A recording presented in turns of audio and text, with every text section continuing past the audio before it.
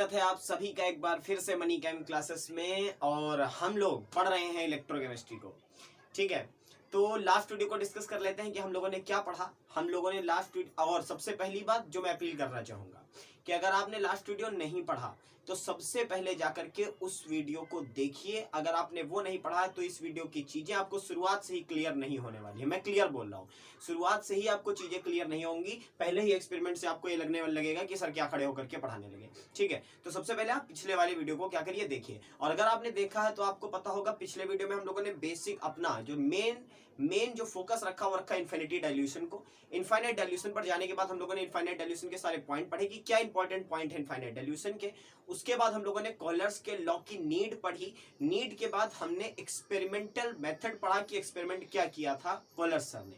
ठीक है, और आज हम लोग उसी एक्सपेरिमेंट को आगे बढ़ाते हैं और बिल्कुल जहां पर लास्ट वीडियो को खत्म किया था वहां से आज की वीडियो को शुरू करते हैं। ठीक है, तो देखिए बेसिकली मैंने क्या बताया था कि कॉलर सर ने किया क्या था। स्ट्रॉन्ग इलेक्ट्रोलाइट्स लिए थे और क्योंकि स्ट्रॉन्ग इलेक्ट्रोलाइट्स का ग्राफिकल मेथड से बहुत अच्छे तरीके से क्या निकल सकता था, molar conductivity at infinite dilution निकल सकती थी, तो उन्होंने वो कैलकुलेट करना स्टार्ट की थी।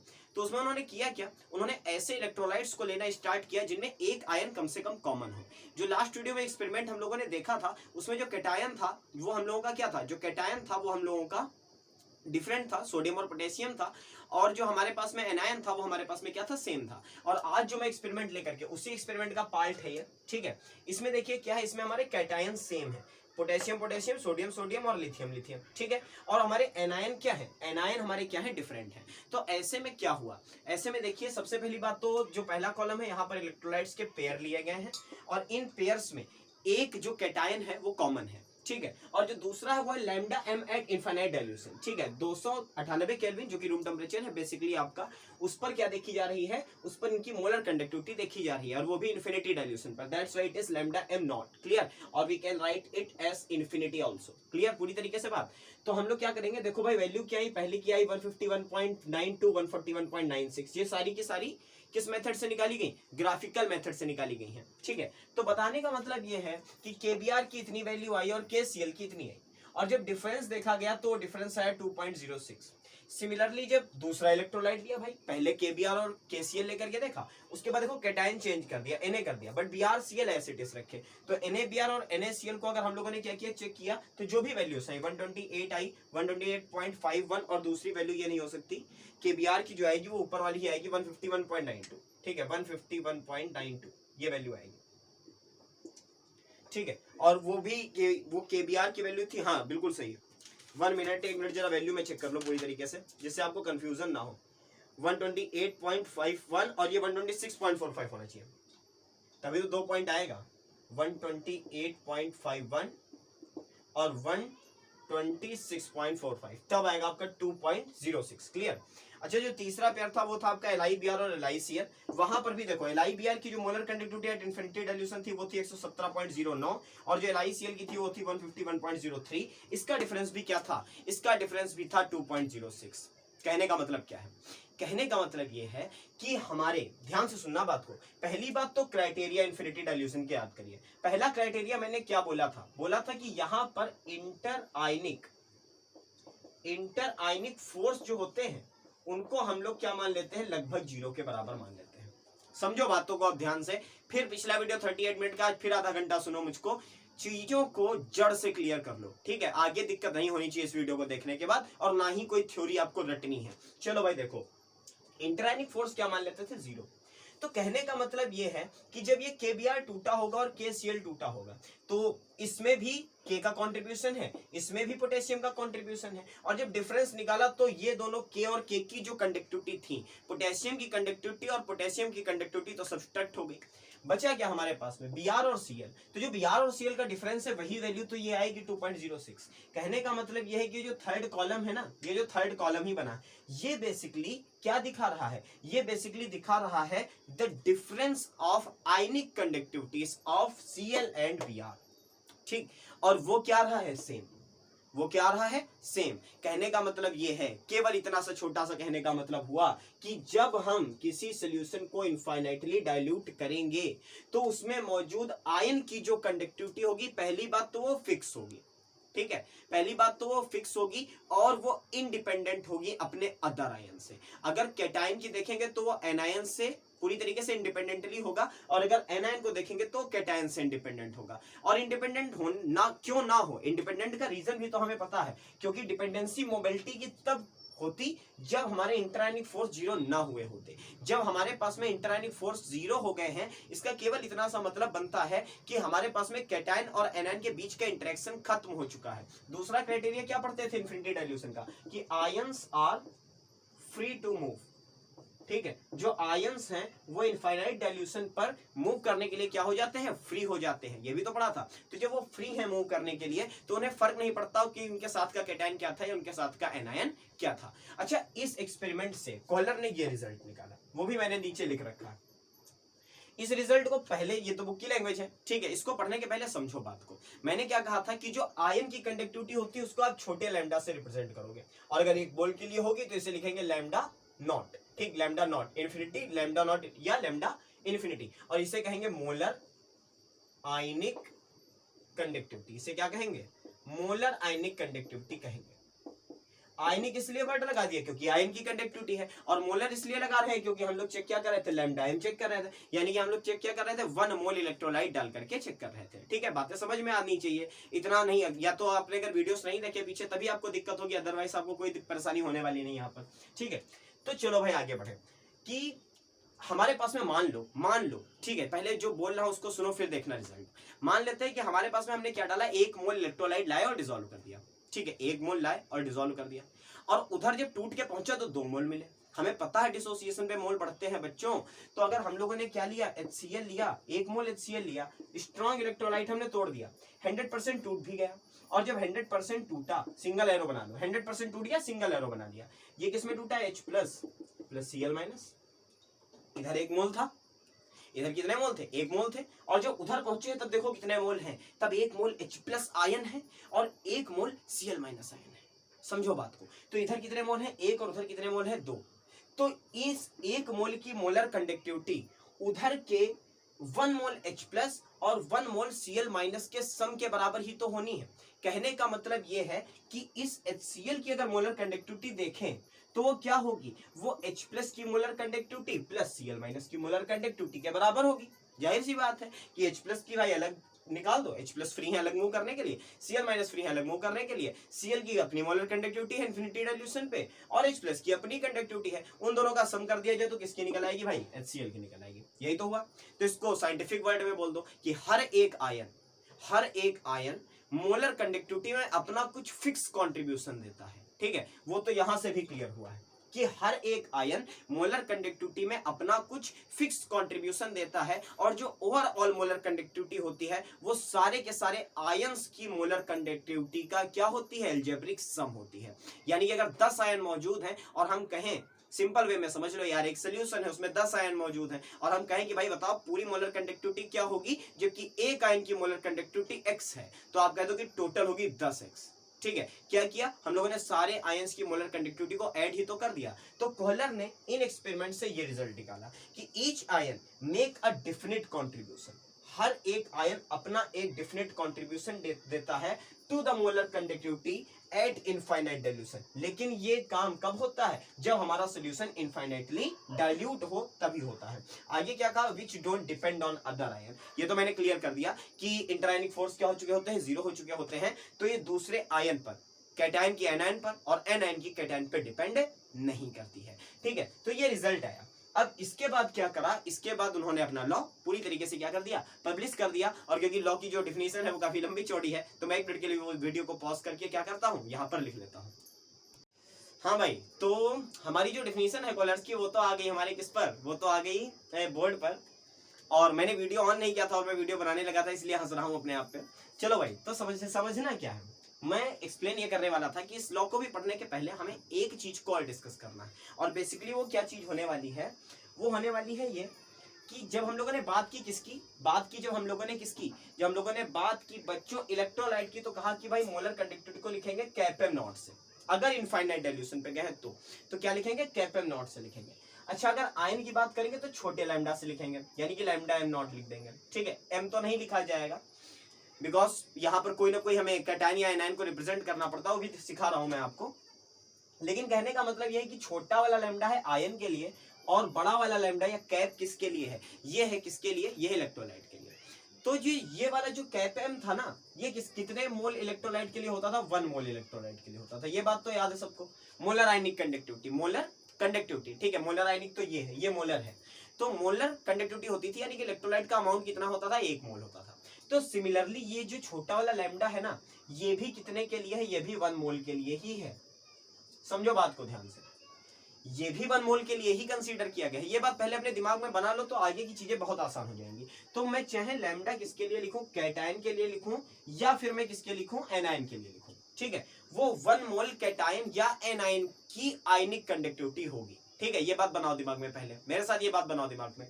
ये जो लैम्डा कैटायन या एनायन का होगा ना, ये 1 मोल कैटायन या फिर 1 मोल एनायन से कॉन्ट्रीब्यूटेड कंडक्टिविटी ही होगी, ठीक है। 2 मोल या 10 मोल या 50 मोल के लिए नहीं होगी। पहली बात तो ये दिमाग में बना लो।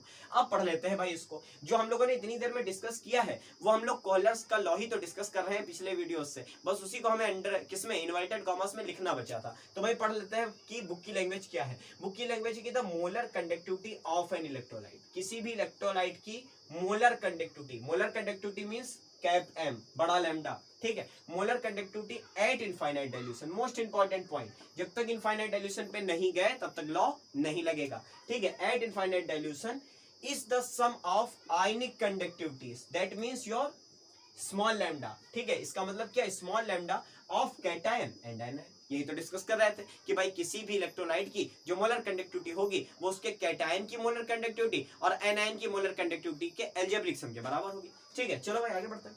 अच्छा आगे देखो, एक चीज और लिखी गई, क्या लिखा गया, multiplied by the number of ions present in 1 formula of electrolyte. ये आया केस, यहां से शुरू हुआ गेम। क्या शुरू हुआ कि मल्टीप्लाइड बाई, किससे मल्टीप्लाई करना पड़ेगा, number of ions present in 1 formula of an electrolyte, ठीक है। जितने आयन एक फार्मूला में प्रेजेंट हो। अगर आपने इस बात को यहां बैठा लिया है ना, तो ये चीज आपके लिए इतना बड़ा खेल है। अभी दिखाता हूं कैसे। भाई देखो, पहले मान लेते हैं किसके लिए, HCl को चलो तोड़े, ठीक है। HCl को लेते हैं, ये स्ट्रॉन्ग इलेक्ट्रोलाइट है। HCl को हमने क्या कर दिया, तोड़ दिया। ये टूटा H प्लस में और प्लस किस में, Cl माइनस में, ठीक है। हम लोगों ने क्या कहा, 1 मोल डाला है। देखो यहाँ भी क्या डाला है, 1 मोल, ठीक है। 2 मिनट दे दो मुझे बस। यहाँ भी क्या डाला है, 1 मोल। ये भी कितने मोल मिला है, 1 मोल, ठीक है। 1 मोल डाला, 2 मोल मिले हैं। अब मैं कहूं कि इसके लिए ये जो लिखा हुआ है ना लॉ, इसके हिसाब से इनकी अपनी मोलर कंडक्टिविटी होगी, जिसको कह देंगे चलो लैम्डा H प्लस। लैम्डा क्यों, क्योंकि आयन है। इसको क्या लिख देंगे, लैम्डा Cl माइनस। अच्छा इसकी लिखे तो क्या लिखेंगे, कैप ऑफ HCl और एट 0 कंसंट्रेशन, यानी कि इनफाइनाइट डाइल्यूशन, यही तो लिखेंगे। तो ओवरऑल क्या कह सकते हैं, ओवरऑल हम कह सकते हैं कि लैम्डा HCl बराबर होगा lambda of H plus plus lambda of Cl minus. This is your Kohlrausch's law. आप बुक की देख लीजिए उठा करके, या वहां पर भी इसी तरीके से लिखा हुआ होगा। Most of the YouTube channels आप ओपन कर लीजिए, ठीक है। बहुत जगह पर यह लॉ दिया हुआ है। 1 मिनट, हाँ चलो ठीक है। बहुत जगह पर क्या दिया, बहुत जगह पर ये चीजें आपको बहुत अच्छा कंटेंट मिल जाएगा देखने को। चलो भाई, तो कहने का मतलब क्या है कि लैम्डा नॉट ऑफ HCl को हम लोग लिख सकते थे lambda H plus plus lambda Cl minus, ठीक है। तो अच्छा आगे की कहानी, ये तो एक सिंपल सी बात हो गई। अब मैंने क्या लिया, अब मैं एक एग्जांपल ले लेता हूं किसका, BaCl2 का मान लो एग्जांपल ले लो, BaCl2 इसका एग्जांपल ले लें। तो ये किसमें टूटा, इसको तोड़ो जरा। ये टूटा Ba2+ में, दिख रहा है सबको, दिख रहा है। और प्लस किसमें टूटा, 2Cl माइनस में। अब शुरू होगा यहाँ का खेल, ठीक है। चलो भाई लिखो अपना जो लिखते हो, ठीक है। तकिया कलाम तो लिख लो, गेम स्टार्ट। तो Ba2+ प्लस 2Cl माइनस। अब मैंने क्या सिखाया, मैंने सिखाया कि जो लैम्डा है ना, वो 1 मोल कैटायन या एनायन के लिए है, वो 10 मोल या 5 मोल या 2 मोल के लिए नहीं है। तो अगर हम लोग कहें कि यहाँ पर 1 मोल इलेक्ट्रोलाइट टूटा, तो इसको तो लिख सकते हैं भाई कैप ऑफ किसका, BaCl2 का, cap of BaCl2 eight 0 concentration, ये तो लिख सकते हैं। अच्छा यहाँ पर देखो ये कितने मोल है, 1 ही मोल है। ये कितने मोल है, 1 मोल है। तो इसको भी लिख सकते हैं, चलो लैम्डा ऑफ Ba2+, ये भी लिख लेंगे। और प्लस, अब क्या इसको लैम्डा ऑफ Cl माइनस लिख सकते हो आप, नहीं लिख सकते इसको भाई। लैम्डा अगर अकेला Cl माइनस होता तो हम लिख देते lambda of Cl minus, 1 mole Cl टूटा है और 1 मोल Cl की जो कंडक्टिविटी है that is lambda Cl minus, but यहाँ पर कितने मोल टूटे हैं 2, तो हम लोगों को क्या करना पड़ेगा 1 मोल वाली कंडक्टिविटी को मल्टीप्लाई करना पड़ेगा 2 से, दैट मीन्स हमें लिखना पड़ेगा 2 ऑफ लैम्डा Cl माइनस। तो ये बनेगा हमारा कोहलर का लॉ इस इलेक्ट्रोलाइट के लिए, lambda of BaCl2 is equal to Ba2 plus 2Cl minus. Clear हो गई बात पूरी तरीके से? तो अब शायद समझ में आ गया हो कि ये क्या लिखा हुआ है। ये लिखा हुआ है कि कैटायन या एनायन जो मौजूद है ना उनको मल्टीप्लाई कर दो कितने से, number of ion present in one formula, क्योंकि हमें बच्चों बहुत बढ़िया तरीके से पता है कि जितने आयन प्रेजेंट होते हैं एटलीस्ट टूट करके उतने ही मोल हमें वो आयन मिलता है। ठीक है, तो यहाँ पर क्या था BaCl2 था तो 1 Ba मिला और 2 Cl मिला, तो यहाँ पर क्या लेना पड़ा 2 लैम्डा Cl माइनस लेना पड़ा। भाई स्क्रीनशॉट लीजिए फटाक से, उसके बाद 4-5 लेते हैं इलेक्ट्रोलाइट और पहले सीखते हैं कि कैसे लिखा जाएगा, फिर आगे बढ़ेंगे हम लोग। हटा रहा हूं सब कुछ, स्क्रीनशॉट ले लो जिसको लेना हो, और अगर कॉपी पेन लेके बैठते हो तो बहुत अच्छी बात है, मेरी बात मानो, कॉपी पेन लेकर के बैठा करो और कॉपी पेन लेकर के जो जो मैं बताता हूं उसको नोट किया करो साथ साथ। चलो भाई कुछ इलेक्ट्रोलाइट लेते हैं बढ़िया बढ़िया। पहला लेते हैं कौन सा CH3COOH। अब ये है वीक, सबको पता है वीक एसिड होता है, तो ये वीक इलेक्ट्रोलाइट है। ठीक है, तो अगर इसके लिए हमें लिखना हो तो हम क्या लिखेंगे, हम लिखेंगे cap CH3COOH at 0 concentration is equal to lambda H plus lambda CH3COO minus. बात खत्म हो गई, क्योंकि एक ही मोल H+ टूटा और एक ही CH3COO माइनस टूटा। चलो भाई बात करो किसकी, ये पहला हो गया। दूसरे की बात करो, क्या ले लेते हैं, कुछ बढ़िया लेते हैं, लेते हैं AlCl3। तो सबसे पहली बात तो तोड़ के देख लो क्या मिलेगा, Al3 प्लस 3Cl माइनस। तो अगर इसका लिखे हम कैप M एट 0 और इसका नाम ही लिख लो पूरा AlCl3, तो वो किसके बराबर होगा, वो बराबर होगा लैम्डा नॉट ऑफ, यहां भी नॉट लगाओ यहां भी नॉट लगाओ, तो लैम्डा नॉट ऑफ किसका Al ट्रिपल प्लस का, और प्लस देखो Cl कितने टूटे 3, तो 3 lambda of not of Cl minus, ये आएगा। समझ गए बात को? अच्छा रटने वाले जो अगर कोई हो, वैसे होगे नहीं, मेरे चैनल पे कोई रटने वाला है नहीं भाई दबे, बट अगर हो तो बस ये याद कर लो कि भाई जो नंबर यहाँ लगा होता है उस आयन के साथ के, उस आयन की जो जिस आयन के साथ जो नंबर लगा है उसकी लैम्डा के साथ बस वही नंबर लगा देना है, आपका काम हो जाएगा। ठीक है, तीसरी बात देखो, मान लेते हैं क्या ले लें Al2SO4 का होल थ्राइस। ठीक है, Al2SO4 का होल थ्राइस। अब अगर इसको तोड़ते हैं तो किसमें टूटेगा 2Al3 प्लस 3SO4 2 माइनस, इसी में तो टूटेगा। तो अगर इसका हम लिखें कि कैप ऑफ Al2SO4 का होल थ्राइस एट 0 कंसंट्रेशन क्या होगी, तो वो होगी 2 lambda of Al3 plus eight 0 और प्लस क्या होगा, तो 3 है ना, तो 3 यहाँ और उसके बाद में लैम्डा यहाँ और उसके बाद में किसका SO4 डबल माइनस का एट किस कंसंट्रेशन पे 0 कंसंट्रेशन। ठीक है, मुझे नहीं लगता इसके बाद और एग्जांपल देने की जरूरत है। यहाँ पर एक का था, यहाँ पर 1-3 का केस था, यहाँ पर 2-3 का केस था और बाकी तो पीछे डिस्कस कर लिया हम लोगों ने। ठीक है, तो एक आयन हो तो कोई प्रॉब्लम ही नहीं है, उठा करके बस हमें क्या कर देना है, उठा करके हमें ऐड कर देना है ला करके। अच्छा ये चीज समझना इसलिए और ज्यादा इंपॉर्टेंट होता है क्योंकि ये हम लोग कोहलर का लॉ किसके टर्म में पढ़ रहे हैं, ये हम पढ़ रहे हैं in term of molar conductivity. अभी एक चीज रह गई है दैट इज इक्विवेलेंट कंडक्टिविटी। तो जब इक्विवेलेंट कंडक्टिविटी पर आएंगे तो चीजें तो काफी आसान हो जाएंगी, बट बेसिक कॉन्सेप्ट अगर क्लियर नहीं है तो आज शाम को आसान होगी, कल सुबह फिर कठिन हो जाएंगी। ठीक है, फिर अगले दिन पढ़ोगे फिर आसान होगी, उसकी सुबह फिर से कठिन हो जाएंगी। तो ये तो होता ही रहेगा, ये तो फार्मूला सब बच्चे बढ़िया पढ़ने वाले हो सबको पता है, शाम को रटा सुबह साफ वाला कॉन्सेप्ट सबके साथ होता है। तो कॉन्सेप्ट को अगर क्लियर कर लोगे तो दिक्कत कभी नहीं आएगी वापस। ठीक है, तो चलो भाई स्क्रीनशॉट ले लो, उसके बाद में क्या करते हैं, आगे बढ़ते हैं। तो अब वीडियो को ज्यादा लंबा मैं करता नहीं हूं, रीजन उसका ये है कि अगर मैं एक क्वेश्चन भी अगर यहां पर लगाऊंगा ना तो टाइम टेकिंग होगा, समझाने में टाइम टेकिंग होगा। और दूसरी बात मैं बोल दूं कि अगर सबसे आसान क्वेश्चन आपको कहीं मिलेगा तो वो इसी पर मिलेगा, कॉलर पर ही मिलेगा ला करके आपको, क्योंकि इन क्वेश्चन में केवल आपको एक बार कॉन्सेप्ट अगर याद हो गया और प्रैक्टिस में पड़ गया क्वेश्चन तो फिर लगाने में आपको कहीं कभी दिक्कत नहीं आती है। तो खैर आज की वीडियो में एक चीज और डिस्कस कर लेते हैं, और वो है कि हमारे जो ये कॉलर का था उसके मेन यूजेस क्या थे। ठीक है, यूजेस क्या है, तो पहला यूज तो हम लोगों ने बहुत बढ़िया तरीके से डिस्कस किया था, वो क्या था कि जो वीक इलेक्ट्रोलाइट थे ना, उनका हम लोग ग्राफिकल रिप्रेजेंटेशन से नहीं निकाल पाते थे molar conductivity at infinity dilution, है ना। तो सबसे पहली बात तो थी कि मोलर कंडक्टिविटी, चलो कैपेम लिख दें इसको, कैपेम लिख लो, कैपेम एट 0 फॉर किसके लिए, वीक के लिए, वीक इलेक्ट्रोलाइट, ठीक है। चलो दूसरी बात क्या हो गया, अच्छा दूसरा क्या निकाल सकते हैं, ये भी आपको सीखना है। ये तो आपको पता है कि कैसे हम लोग स्ट्रॉन्ग की ग्राफिकल मेथड से निकाल देते थे और वीक की नहीं निकाल पाते थे। एक और चीज आप बहुत बढ़िया निकाल सकते हो, वो है आपका degree of dissociation, degree of dissociation, ठीक है। और तीसरी बात जो आप निकाल सकते हो वो क्या होगी, वो होगी आपका solubility of salt, solubility of salt. अच्छा देखिए, मैंने पहले ही कहा है कि मैं धीरे चलता हूं भाई, मैं बहुत तेज नहीं हूं कि मैं आपको एकदम से उठा करके ब्रह्मा बना दूंगा एक दिन के अंदर। लेकिन हाँ, मेरे वीडियोस को कंटिन्यू देखिए, आप कंटिन्यू देखिए, फैलाइए इसको, जितना मैक्सिमम हो सके फैलाइए, क्योंकि यहाँ पर मैं कॉन्सेप्ट आपको क्लियर दूंगा। मैं बहुत ज्यादा नहीं जानता हूं, मैंने कई बार बोला, लेकिन मैं जितना पढ़ाऊंगा उतना सॉलिड पढ़ाऊंगा आपको, ठीक है। तो हम लोगों को क्या मिलना है, ये तीन चीजें हम लोग इससे निकालना सीख चुके थे। कॉलर की मदद से ये तीन चीजें निकाली जा सकती थी, जबकि ज्यादातर आपको केवल यही यूज एक पढ़ने को मिलता है, जबकि ये दोनों यूज भी उतने ही ज्यादा इंपॉर्टेंट है जितने ही है।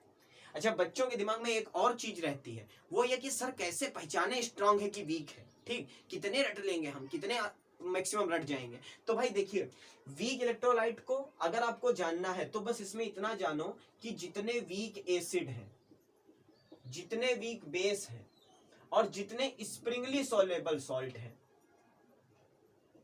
स्प्रिंगली सॉल्युबल सॉल्ट का मतलब समझते हो, बहुत कम घुलने वाले, जैसे AgCl हो गया, ठीक है, इसकी सल्फर, किसकी, सिल्वर की सल्फाइड हो गई, सिल्वर का क्लोराइड हो गया, ठीक है। ये सारे के सारे क्या होते हैं, ये स्प्रिंगली सॉल्युबल सॉल्ट होते हैं, और इन्हीं की बेसिक सॉल्युबिलिटी हम यहां से निकाल भी सकते हैं, ठीक है। बहुत बढ़िया कॉन्सेप्ट है, मजा आएगा पढ़ने में इस कॉन्सेप्ट को। तो वीक एसिड हो गया, वीक बेस हो गया, ये सारे के सारे वीक इलेक्ट्रोलाइट होते हैं। अगर स्ट्रॉन्ग की बात करें तो जितने हमारे क्या है, स्ट्रॉन्ग इलेक्ट्रोलाइट है, स्ट्रॉन्ग एसिड है, स्ट्रॉन्ग बेस है, बढ़िया सॉल्ट है जो कि आसानी से क्या हो रहा है, कंप्लीटली सॉल्युबल सॉल्ट कह सकते हो, ठीक है, जिनका प्रेसिपिटेट नहीं बनता वो कह सकते हो, जिनका पीपीटी नहीं फॉर्म हो रहा है, ठीक है, वो सारे के सारे किसमें आ जाते हैं, आपके स्ट्रॉन्ग इलेक्ट्रोलाइट में चले जाते हैं, ठीक है। तो बाकी बची हुई क्या बात रह गई, बाकी बची हुई बात, हाँ एक और रह गई, और वो क्या है कि अगर आप ये पहचानना जानते हो तो आपका काम थोड़ा सा क्या हो जाएगा, आसान हो जाएगा। तो नेक्स्ट वीडियो में हम लोग कहां से शुरू करेंगे, नेक्स्ट वीडियो में बच्चे शुरू करेंगे यहां से, कि कैसे हम लोग स्ट्रॉन्ग इलेक्ट्रोलाइट, यहाँ जो एक बात रह गई वो ये थी कि पहला वाला जो पॉइंट लिखा है ना कि ये वीक इलेक्ट्रोलाइट की निकालते हैं, ये निकालते हम किसकी हेल्प से है, ये निकालते हैं हम लोग स्ट्रॉन्ग इलेक्ट्रोलाइट की हेल्प से, निकालते वीक का है लेकिन मदद लेते हैं स्ट्रॉन्ग इलेक्ट्रोलाइट की, क्योंकि स्ट्रॉन्ग का तो ग्राफिकल मेथड से ही हमें पता चल जाता है, ठीक है। तो हम लोग नेक्स्ट वीडियो को कहां से शुरू करेंगे, पहले वाले कॉन्सेप्ट से शुरू करेंगे। पहले वाले कॉन्सेप्ट से हमारे क्वेश्चन भी आते हैं, इंटर में भी आते हैं, एकेडमिक पर्पस पे भी आते हैं। जो दूसरा और तीसरा पॉइंट है वो बेसिकली बीएससी के जो बच्चे हैं हमारे, ठीक है, बीएससी सेकंड ईयर के जो बच्चे हैं उनके लिए ज्यादा इंपॉर्टेंट है। अगर आप इंटर में हो तो मैंने पहले कहा था कि मैं कॉन्सेप्ट को क्लियर कर दूंगा, कि इंटर का कोर्स जहां तक हो जाएगा वहां तक मैं बता दूंगा। तो इंटर में अगर आपको, अगर आप 12th में हो या फिर आप, हाँ केवल 12th में, तो आप इस वाले पॉइंट को रखो। अगर आप अनअकैडमिक पर्पस पे जा रहे हो तो डिग्री ऑफ डिसोसिएशन तो आपको कंप्लीट करना ही होगा, ठीक है, ये तो आएगा पॉइंट। अगर आप बीएससी में हो तो आपको तीनों चीजें क्या करनी है, कवर करके चलनी है, ठीक है। तो वीडियोस बढ़िया बन रहे हैं, अब अच्छे बन रहे हैं, शायद कॉन्सेप्ट आपके क्लियर हो रहे हैं। हक से कह सकता हूं वीडियोस को लाइक करिए, ठीक है, चैनल को सब्सक्राइब करिए और वहां तक शेयर करिए जहां तक कि इन वीडियोस की जरूरत है। बहुत जल्द मिलता हूं आपसे अगले वीडियो में, तब तक के लिए थैंक यू वेरी मच।